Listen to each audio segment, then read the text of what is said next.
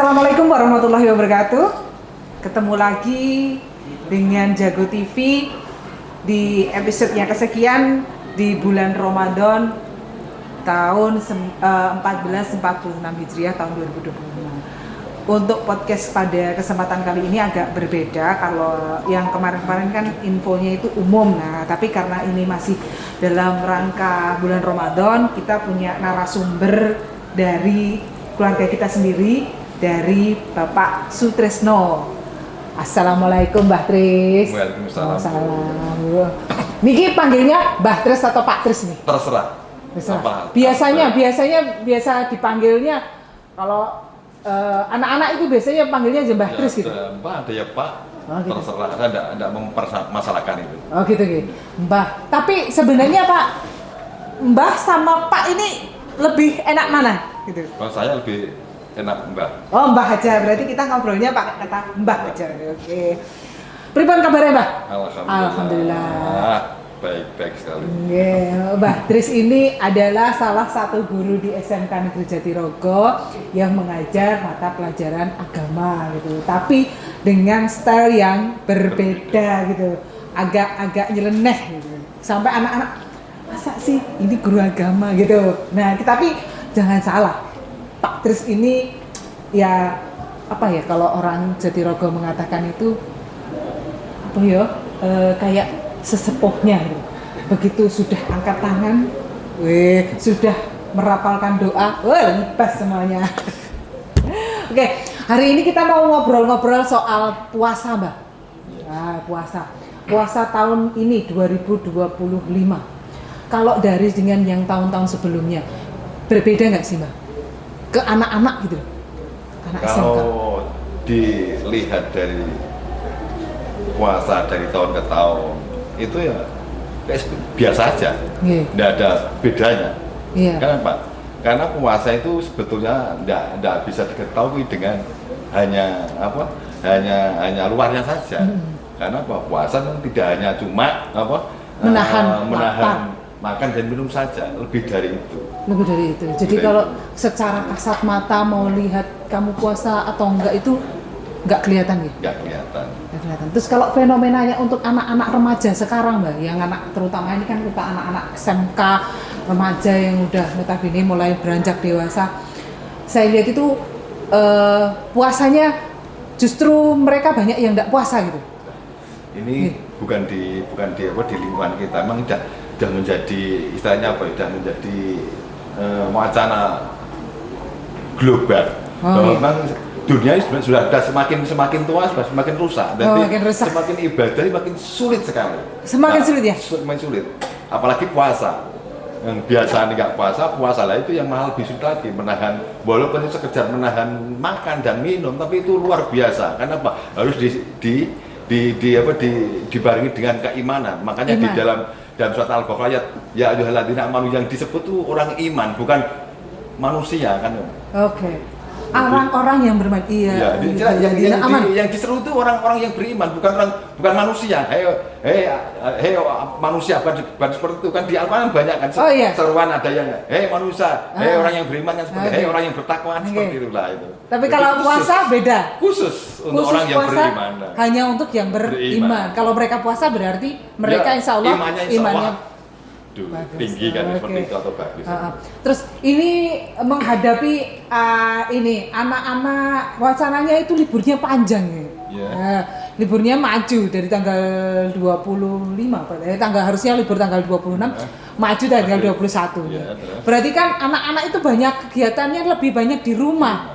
Nah, untuk tipsnya ini supaya anak-anak tetap bisa menjalankan ibadah puasanya, bisa tetap ibadahnya lebih baik, kayak gitu-gitu. Mungkin ada sarannya?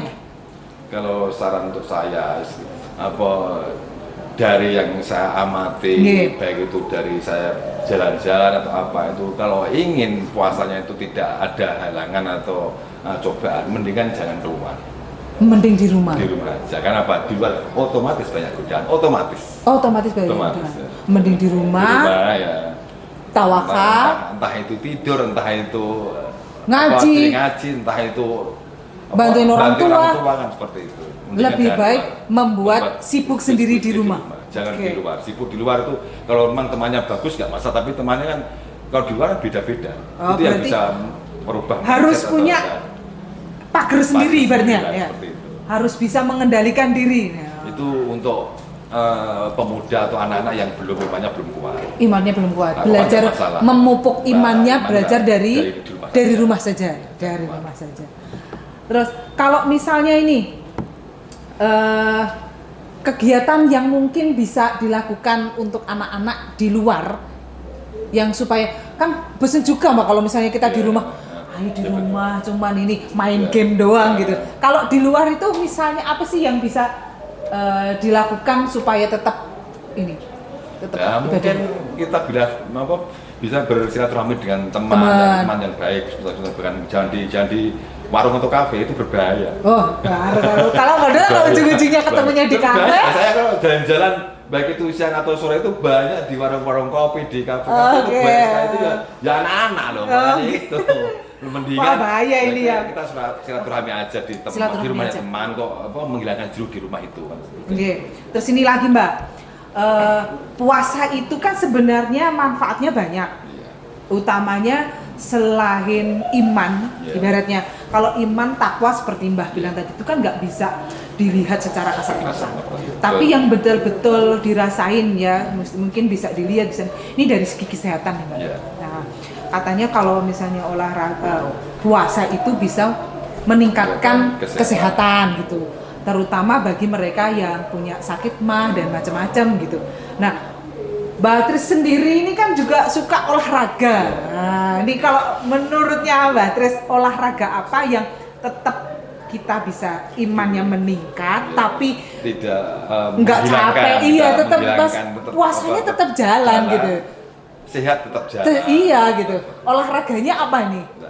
Untuk menghindari supaya kita tidak sampai mokah istilahnya ya, puasa ya mendingan olahraga yang kecil-kecil, bisa jogging kan seperti itu. Bagus kan jogging untuk kesehatan jantung, untuk kesehatan otot, untuk yang lain lah, untuk imun itu kan nggak terlalu menguras tenaga. Tidak menguras tenaga. Tetap kita bisa menjalankan puasa berbarengan dengan kita olahraga seperti itu. Jogging jangan terlalu berat. Jangan terlalu berat. Kalau capek joggingnya berarti jalan aja. Jalan aja kan.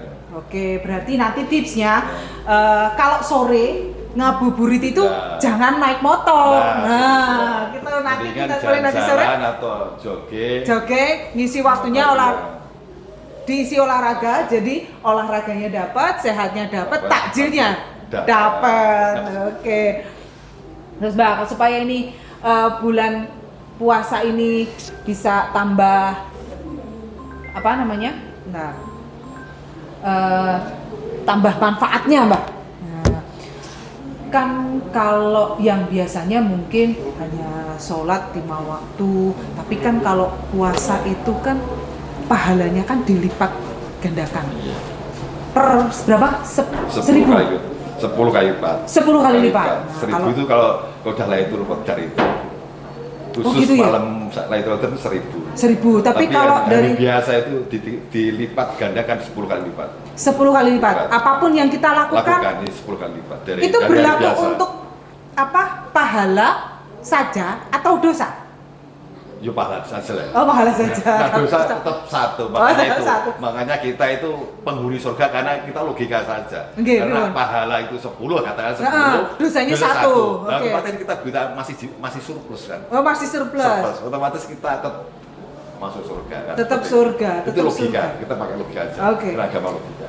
Satu, kalau berbaik sangka atau melakukan satu kebaikan, pahalanya dikalikan 10. Tapi kalau kita membuat kesalahan tetap diikut satu. Nah, berarti lomba-lombalah mumpung ini masih bulan Ramadan, itu berarti banyak pahala, supaya banyak pahala, banyak lakukan kebaikan, nanti dikalikan 10. Yang dikalikan 1000 berarti ketika malam kita mendapati Lailatul Qadar. Nah, Lailatul Qadar itu yang gimana, Mbak? Lailatul Qadar itu ya kalau di banyak hadis atau di Al-Qur'an itu banyak pendapat yang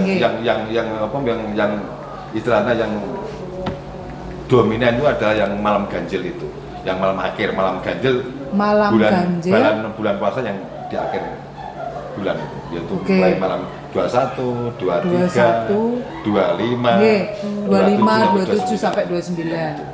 9. Oh, makanya kalau malam 29 biasanya udah mulai malam 20 sudah berlomba-lomba untuk iktikaf itu. Berdiam diri di masjid untuk menyongsong Lailatul Qadar itu. Oke. Iktikaf sendiri itu apa sih, Mbak? Kok banyak orang? Ini yang saya tahu ya. Kalau ketika sudah mulai tanggal 20 ke atas, pasti di masjid-masjid itu pasti bilangnya gini, monggo Bapak Ibu, teman-teman semuanya bisa datang ke masjid untuk melakukan iktikaf di masjid gitu. Nah, sebenarnya iktikaf itu apa sih? Iktikaf itu adalah berdiam diri itu, sambil hati kita mengingat Allah. Mengingat Allah itu. Tapi iktikafnya tapi berdiam diri di masjid, bukan di tempat yang lain. Tidak di yang lain. Iya. Berarti seperti di rumah ya bukan iktikaf. Bukan iktikaf ya. Walaupun itu berdiam diri di rumah enggak iktikaf, di masjid. Harus di masjid. Berarti di tempat khusus untuk walaupun di rumah itu ada tempat khusus untuk sholat enggak juga ya? Enggak. Berarti harus di musola, harus di masjid gitu. Tempat ibadah lah. Tempat ibadahnya. Yang umum sifatnya bukan khusus. Kalau iktikaf itu apakah hanya berdiam diri saja atau boleh nggak sih? Misalnya kan kalau kita merenung diem aja gitu kayak gimana gitu. Misalnya iktikafnya itu diisi sama ngaji atau membaca ini, tidak hanya merenungi kesalahan, dosa atau keinginan masa depan saya mau lebih baik gini-gini gitu. Itu boleh nggak sih? Boleh saja. Baik itu membaca Al-Quran atau sholat bisa saja iktikaf di situ. Iktikaf itu berarti selain dia berdiam diri di masjid, berarti pada intinya gimana caranya kamu untuk lebih mendekatkan diri atau memperbanyak ibadah sebanyak-banyaknya di tempat-tempat ibadah yang diumum itu tadi. Terus ini balik lagi ke Lailatul Qadar itu tadi, Mbak. Lailatul Qadar itu tadi kan tanggal 21, 23, 25. Itu kenapa nggak dibuat tanggal 25 aja gitu? Nah nanti ya yang ramainya cuma itu aja. Kalau kita pastikan Lailatul Qadar tanggal 25 atau 27, otomatis yang diambil orang iktikaf itu cuma hari itu, malam 25 atau 27 itu. Yang lain nggak usah Lailatul Qadarnya di hari itu kan seperti itu. Terus yang tahu kalau itu malam Lailatul Qadar siapa, Mbak? Nah itu yang apa istilahnya yang banyak perbedaan ulama itu. Ada yang apa? Ciri-ciri dari orang yang mendapati Lailatul Qadar itu. Jadi suasana yang malam itu, terutama malam itu terasa apa istilahnya? Hening, damai, hati damai, bahagia, terus cuaca cerah. Terus siangnya itu puasanya besok di hari besoknya jenis cuacanya juga terang tapi tidak menyengat, walaupun terang ada matahari tapi tidak menyengat. Itu tanda-tanda berarti sejuk malam gitu ya, malamnya itu Lailatul Qadar seperti itu. Semalamnya berarti. Ya malamnya. Berarti malamnya kan imbasnya di siangnya besoknya. Itu. Nah, itu. Tapi malamnya sudah berarti mulai dari malam sampai besoknya gitu. Udara tidak ada. Udara panas tidak ada? Udaranya tidak ada, jadi terintim. Itu ciri-ciri. Jadi kok gimana loh? Tidak ada angin, tidak ada. Nggak ada angin kenceng sampai ada tornado atau apa? Itu nggak ada. Tidak ada. Sedikit pun tidak ada. Itu benar-benar Lailatul Qadar. Berarti kalau misalnya bisa seperti itu beruntung banget ya, Mbak? Beruntung. Itu sama dengan kita ibadah seumur hidup ya. Loh? Iya. Seumur hidup? Iya lah. Karena itu perhitungannya 1000 kali. 1000 bulan. 1000 bulan? Iya berapa itu? Sekitar 1000 bulan. 67 atau 76 gitu loh. Tahun. Iya. Padahal rata-rata orang hidup cuma 60 tahun. Lah kan seperti itu. Jadi seumur hidup. Itu kalau satu kali. Lailatul Qadar. Lah kan Qadar lebih kan. Makanya itu. Wah di Islam itu banyak sekali ibadah yang bisa dilipat gandakan kan seperti itu. Sebaik itu ya Allahnya ya. Oke, ilmunya banyak banget tentang Lailatul Qadar, tentang iktikaf, gimana kita menghadapi perubahan zaman yang membuat kita itu dihadapkan dengan berbagai macam masalah, berbagai macam godaan, sehingga puasa kita itu benar-benar yang harus, ya kamu mau puasa, ya harus puasa, memang hanya untuk yang beriman, sesuai dengan firman Allah tadi di ayat 183 bahwasanya ya ayyuhalladzina amanu, yang artinya kemudian. Nah, itu hanya untuk orang yang beriman, bukan manusia tetapi mereka yang beriman. Terakhir nih, terima kasih buat Mbah Tris atas waktunya, sudah berbagi informasi gimana supaya kita ibadahnya semakin lebih baik. Satu yang ingin saya sampaikan, mengingat waktu kita itu semakin hari semakin sedikit. Nah, beribadah itu bukan meluangkan waktu, tetapi luangkan waktu kamu untuk beribadah. Karena sejatinya nanti kita akan tetap kembali ke Allah dengan bantuan Quran dan baginda Rasul. Tip untuk saya. Oke, dari Mbah Tris sendiri nih. Jadikanlah ibadah itu ada bukan beban, tetapi jadikanlah ibadah itu hiburan. Ide, keren. Ibadah itu bukan beban, tetapi jadikanlah ibadah itu sebuah hiburan. Karena kalau sudah maksudnya hiburan, pasti seneng. Oke. Terima kasih. Jangan lupa saksikan terus Jago TV di setiap hari Kamis. Tentu pasti ada ilmu baru, ada informasi baru yang akan menguatkan kita untuk menjadi lebih baik. Terima kasih dan wassalamualaikum warahmatullahi wabarakatuh.